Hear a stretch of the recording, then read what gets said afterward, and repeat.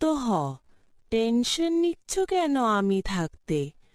মন্টু খাসি মাংস আর মশলা আনছে, আমি চাল ডাল নিয়েছি।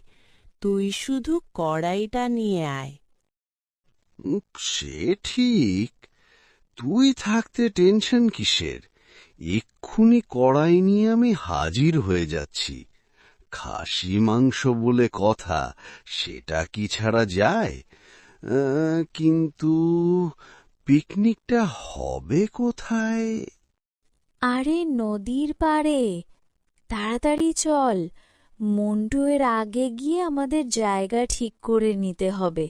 ভাতটা করে নিতে হবে, সে মাংস নিয়ে আসলে মাংসটা করতে হবে। তোর সাথে বকতে বকতে বেলা হয়ে গেল। হ্যাঁ চল, আমি কড়াইটা নিয়ে যাচ্ছি,